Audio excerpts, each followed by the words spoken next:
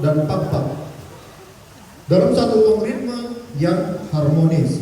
Judulnya sendiri merupakan gabungan dari nama tiga puak tersebut, Simalungun, Karo, dan Pak.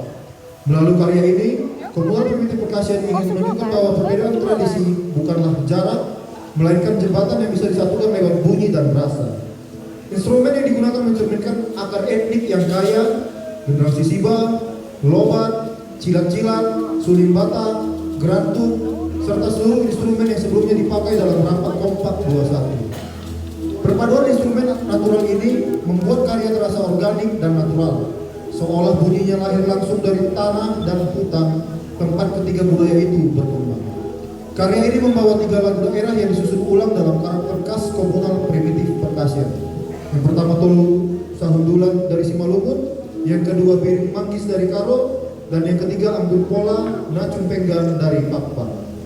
Nuansa keseluruhan karya ini natural, hangat dan dekat dengan akar, bagaikan perjalanan melintas tiga wilayah budaya dalam 5 menit.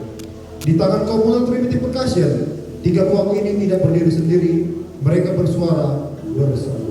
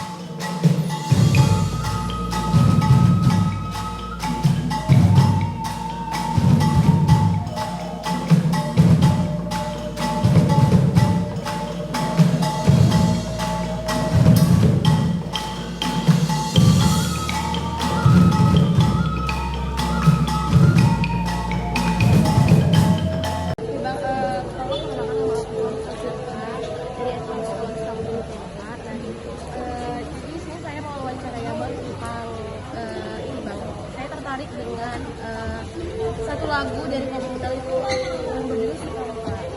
Nah, yang kami pertanyaannya adalah apa itu Bang? Si Kampa. Oke.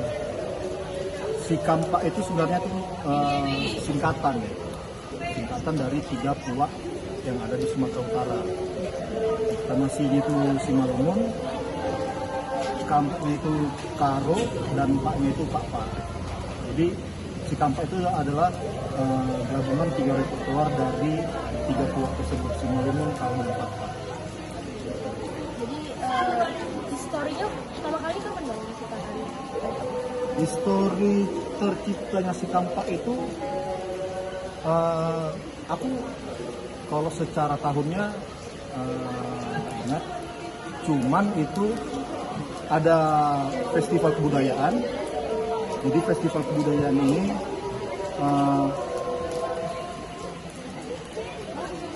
karya yang harus dibawakan oleh tiap-tiap penampil itu harus membawakan budaya yang ada di Sumatera Utara. Nah, jadi komunal di situ juga sedang riset-risetnya tentang Pakpak. Jadi komunal menggabungkan antara Simalungun, Karo, dan Pakpak karena kita mengikuti festival kebudayaan pada saat itu. Dan apa aja sih bang alat musik yang digunakan dalam lagu si Kampak ini? Alat musiknya ya, alat musiknya tuh yang pertama tuh dari Simalungun itu ada suling Simalungun, ada juga tagani Simalungun, terus di Karunya tuh ada keteng-keteng, ada gendang Karo, terus di Pakpak itu kita ada gendrang Sisiba, terus ada kalondang, dan ada logat. Yang membentuk pertama kali itu siapa boleh yang menciptakan pertama kali? Menciptakan pertama kali si Kampak. Oh, yang mencetuskan si Kampak itu karena kan gini, komunal itu kan kumpulan komunitas gitu. Nah, jadi yang mencetuskan ini kita bersama gitu. Jadi kita kumpul barengan gitu kan, ada satu festival yang harus kita ikutin. Jadi kita kumpul nih. Jadi masing-masing dari tiap anggota itu menyuarakan idenya masing-masing. Jadi terbentuklah bagaimana kalau kita gabungkan yang ini lah Simalungun, lagu yang ini, yang Karo yang ini, dan Pakpak yang ini. Nah, itu. Jadi terbentuknya si Kampak ini pun secara bersama-sama, nggak ada bersama-sama. personalnya dia ya bang Ada ya, personal. kayak nggak ada penciptanya gitu ya. Berarti membawa nama komunal ke sini. Iya. Itu pertanyaan yang kapan pertama kali gitu bang si Kampak ini dinyanyikan di acara apa gitu bang? Nah itu tadi aku lupa, tapi mungkin kalau kita bisa buka di sosial media, di Facebook mungkin bisa tahu kapan ini si Kampak ini tahun berapa itu pertama kali. Kalau kita cari sekarang, mungkin nanti agak lama, mungkin Atau tahunnya lah bang? Ada nggak? si Kampak Ada nggak ketentuan tersendiri di mana si Kampak ini dinyanyikan? Misalkan kayak dia hanya festival saja gitu, atau hanya acara kebudayaan saja gitu. Nggak ada. sebenarnya di acara manapun si Kampak bisa dibawakan. Apalagi kalau misalnya di event-event kebudayaan seperti ini lebih baik lagi gitu, karena kan memperkenalkan repertoar dari 3 puak tersebut, Simalungun, Karo, dan Pakpak. Kalau mau dibawakan di mana saja bisa dibawa, tidak ada aturan tertentu.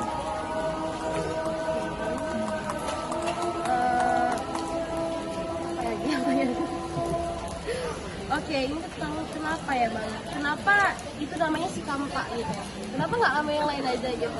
Ada nggak cerita singkat, sejarah singkatnya gitu? Kenapa dibuat namanya si Kampak?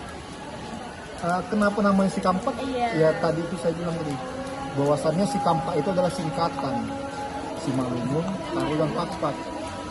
Dan di karya ini memang komunal itu membawakan 3 repertoar dari tiga puak ini, dari Simalungun, Karo, dan Pakpak. Makanya Si-nya itu Simalungun, K-nya itu Karo, Pak-nya itu Pakpak. Bukan karena ada unsur tersendiri ya bang? Bukan, karena singkatan saja dari 3 puak tersebut. Oke, pertanyaan terakhir bang, bagaimana proses pembentukan si Kampak itu sendiri bang? Prosesnya gitu kayak pembuatan lagunya atau enggak kayak ada nggak? Proses pembuatan lagu si Kampak ya. Oke. Atau boleh bercerita, ada nggak kesulitan sendiri gitu? Kalau ininya sih mungkin kesulitannya itu pas kita membangun ritmenya, terus juga transisinya antara dari ke Simalungun ke Karo dan dari transisi Karo ke Papaknya. Tapi kalau untuk berdasarkan hal yang lainnya tidak ada kesulitan, karena memang kan ini sudah lagu yang cukup familiar dari ketiga puak tersebut. Jadi kita hanya menggabungkan, kita mencari ritme-ritme yang cocok untuk situ, sama memang ya mencari ritme untuk menjadi transisi antara yang menjembatani dari satu puak ini ke puak yang berikutnya. Satu lagi bang, yang terakhir tentang bagaimana bang cara kalian pengguna ini kayak apa ya menanggapi perubahan-perubahan yang terjadi dalam budaya jadi kira-kira ada nggak Iya, tapi aku tipsnya gitu ya Kalau selain misalnya kan semakin lama kan zaman ini semakin banyak yang perubahan secara ini ada nggak akhirnya bagaimana reaksi Jadi ya ini kalau ini mungkin menurut aku pribadi lah gitu ya, menurut aku pribadi. itu salah satu yang terakhir. Jadi kayak sama bang ini itu bisa nggak? Ada pepatah yang memang udah biasa disebutkan, udah biasa juga terdengar kan, bahwasanya ada yang bilang ikuti generasi ini, ikuti zamannya, tapi jangan lupakan tradisinya. Jadi sebenarnya ini dari diri sendiri juga sih, karena dia harus sadar bahwasannya dia itu terlahir sebagai suku apa, sebagai orang apa dan sebagainya. Dan misalnya ini kayak aku di Batak ya kan, jadi kesadaran itu harus tumbuh dari diri sendiri bahwasannya ini saya ini Batak. Jadi bagaimana Batak itu saya sendiri harus tahu gitu. Jadi kita sendiri harus menumbuhkan rasa itu tadi. Jadi kebatakan itu atau istilahnya jati diri kita sebagai orang yang terlahir dari suku manapun harus sadar bahwasannya tradisi atau juga adat istiadat dari kesukuannya itu tidak boleh luntur. Dan juga mungkin juga bisa aku sambungin untuk di zaman sekarang ini ya, zaman sekarang udah canggih nih dengan teknologi yang ada gitu. Jadi mengkombinasikan antara musik tradisi dan musik elektrik atau musik modern itu bukan hal yang sulit kok untuk sekarang. Jadi karena memang sudah disatukan oleh istilahnya chord tadi itu kan. Jadi kalau selagi ini sama-sama chordnya masuk, mau dari dunia manapun dia, mau dari asal dari mana alat musiknya, pasti bisa kita